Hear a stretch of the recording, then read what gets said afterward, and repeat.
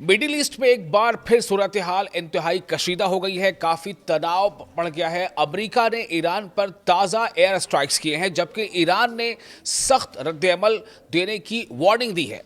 आपको बताते हैं कि दरअसल पूरा मामला कैसे ये यहाँ तक पहुँच गया। एक तरफ तो ईरान पर पूरी दुनिया की नज़र इसलिए थी, पिछले 2-3 दिनों से हम देख रहे थे किस तरह रहबर आला सैयद आयतुल्लाह खामनी मरहूम का जो उनकी जनाजे का प्रोसेशन निकला हुआ था। तकरीबन ये दावा किया जा रहा था कि एक से ज़्यादा यानी कि कई लाखों में लोग वहाँ पहुँचे हैं। लेकिन इसी बीच डोनाल्ड ट्रंप का एक स्टेटमेंट आता है 2 दिन पहले कि either we will fix the deal or we will finish Iran something, इस तरह के एक स्टेटमेंट उनका आता है। इस पर काफ़ी सुर्खियां आई कि आखिर डोनाल्ड ट्रंप ऐसा क्यों कह रहे हैं। अब जो खबर सामने वो यही है कि एयर स्ट्राइक्स हुई है और जो दावा किया जा रहा है अमेरिकी कुछ मीडिया के हवाले से कि ये एयर स्ट्राइक्स पहले के मुकाबले कई गुना तीखा ये हमला है।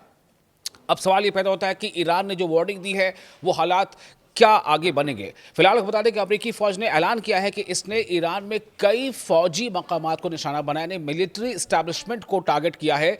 अमेरिकी सेंट्रल कमांड, जिसे सेंटकॉम भी कहा जाता है, यानी सेंट्रल कमांड, उसके मुताबिक ये कार्रवाई इसलिए की गई है क्योंकि अमेरिका का इल्ज़ाम है कि ईरान ने स्ट्रेट ऑफ हॉर्मुज से गुजरने वाले 3 तिजारती जहाज़ों को निशाना बनाया और इसी को वजह बताते हुए अमेरिका की तरफ से ये ऐलान किया गया है कि हमने फिर से एयर स्ट्राइक किया है। और अमेरिका का कहना है कि बैनुल अक़वामी समुद्री रास्तों पर हमला न सिर्फ आलमी कवानीन की खिलाफ वर्जी है, बल्कि इससे बेगुनाह शहरियों और आलमी तिजारत को भी ख़तरा लाक होता है।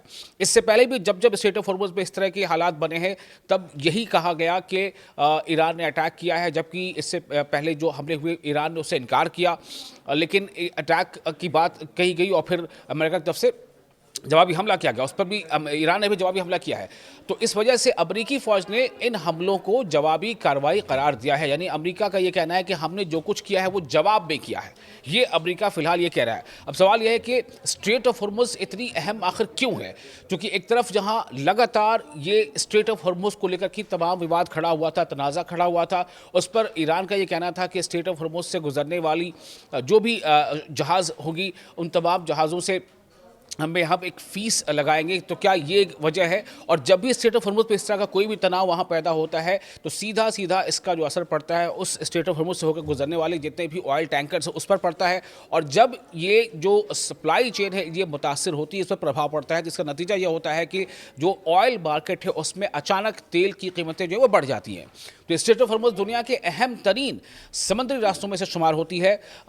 खाड़ी देश जो खलीजी ममालिक है उनसे दुनिया भर में भेजे जाने वाले तेल का एक बड़ा हिस्सा इसी रास्ते से गुजरता है। अगर यहाँ कशीदगी बढ़ती है या जहाज़ों की आमदोरफ्त मुतासिर होती है तो आलमी मंडी में सीधा इसका असर पड़ता है, तेल की कीमतें बढ़ सकती हैं, जिसका असर दुनिया की तकरीबन हर मुल्क में पड़ सकता है।